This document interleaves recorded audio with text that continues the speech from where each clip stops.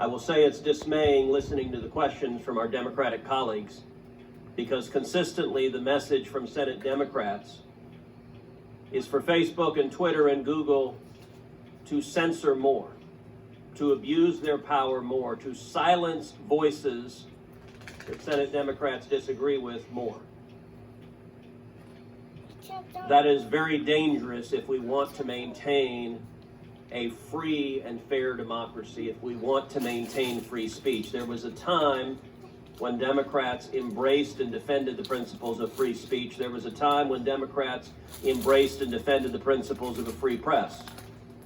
And yet there's an absolute silence from Democrats speaking up for the press outlets censored by big tech. There's an absolute silence for Democrats speaking out for the citizens silenced by big tech. Instead, there is a demand: use even more power to silence dissent.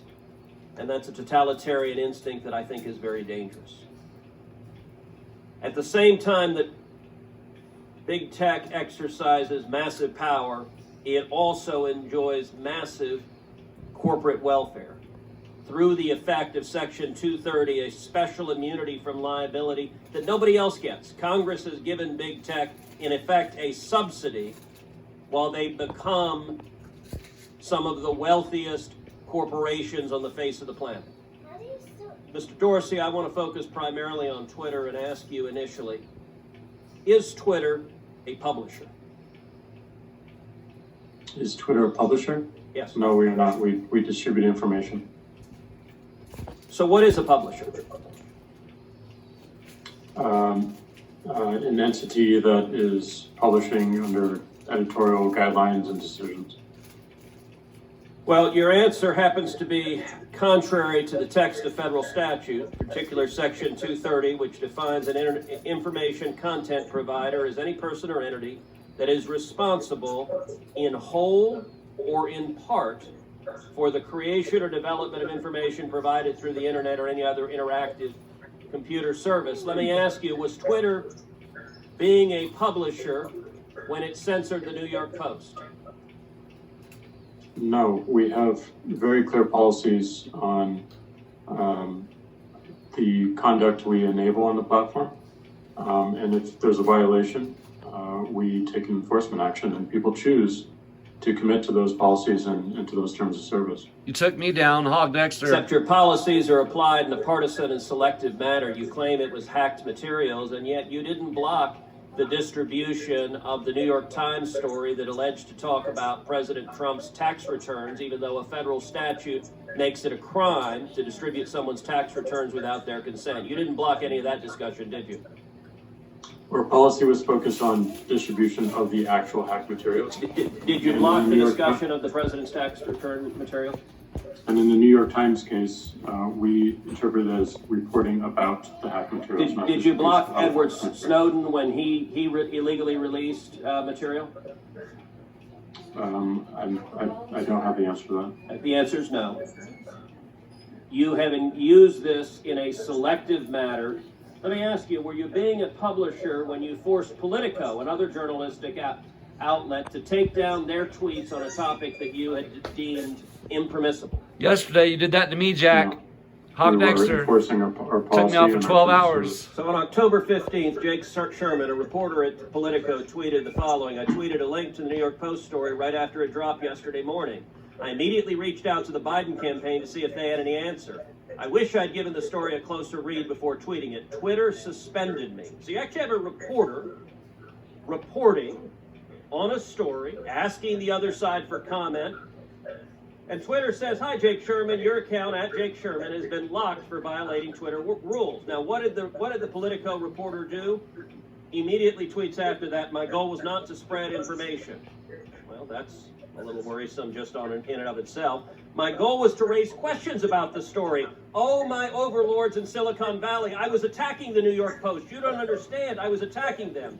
As I did in subsequent tweets, and see how the Biden campaign was going to respond. They later did respond.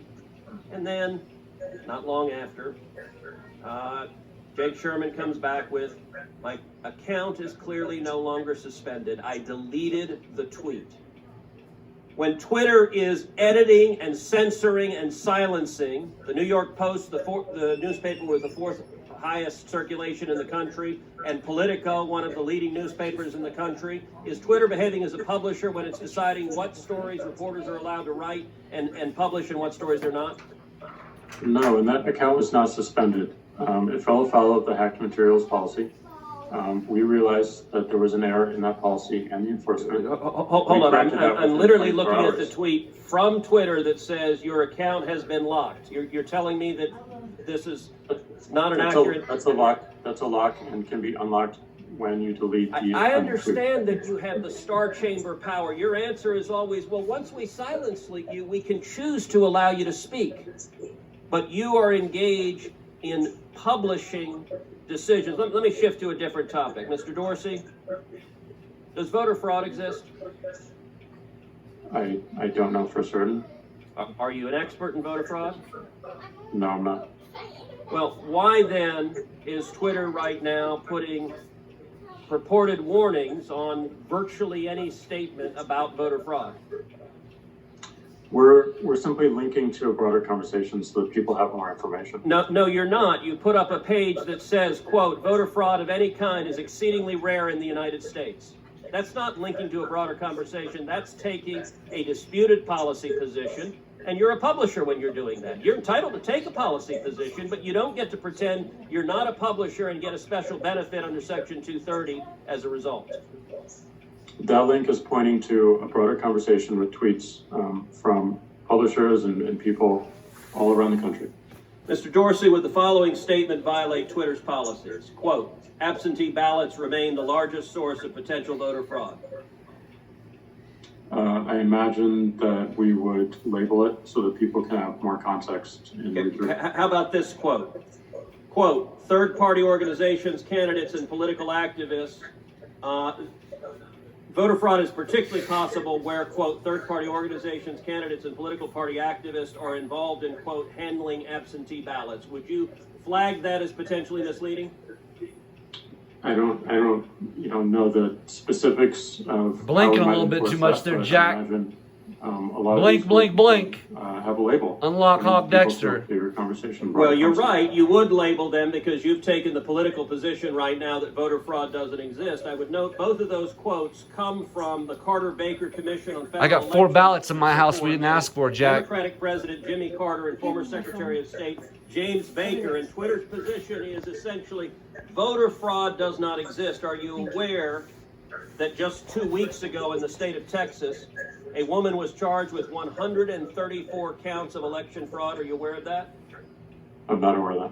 If I tweeted that statement with a link to the indictment, would you put a wording on it that says, well, the Democratic Party position right now is voter fraud doesn't exist? I don't think it's useful to get into hypotheticals, but I don't believe so. You don't believe so? Well, we're going to test that because I'm going to tweet that and we'll see what you put on it. All right. Yesterday, Mr. Dorsey, you and I spent a considerable amount of time on the phone. And I'm tweeting it too, Jack. Yeah. Mom, go ahead and tweet that. Transparency. Got it. So I want to ask you, Go I've ahead. asked Twitter, I've Voter asked Facebook fraud multiple times. Has been proven in the state of How Texas. many times have you blocked Republican candidates for office, their tweets or their posts in 2016 and 2018 and 2020? How many times have you blocked Democratic candidates for office? How many times have you blocked Republican office holders? How many times have you blocked Democratic office holders? Twitter has repeatedly refused to answer that question with specific hard data and cataloging the examples. In the interest of transparency, which you said you want to embrace, will you commit in this hearing right now to answer those questions in writing? It's exactly what we want to do. I'm sorry, Mr. Dorsey, I didn't hear you. That's exactly what we're pushing for as we think about building upon 230. Is that a yes that you will answer those questions in writing?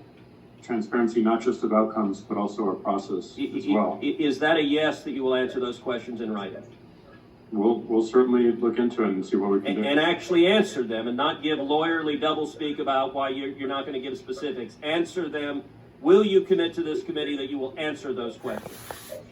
We're going to work to answering broader transparency around outcomes. All right, that's a no. Mr. Zuckerberg, how about you? Will you commit that Facebook will answer those specific questions, cataloging the number of instances in which Democrats in 16, 18... Oh my God, you're set up. ...versus the number of instances in which Republicans... Got you guys. Senator, I'm not sure if we have that data available, but I will follow up with you or your team. Okay, I'm going to take that as a yes, and I'm going to take Twitter. We'll see if it's a yes or transparency is bogus and we don't intend to provide it. Senator Durbin.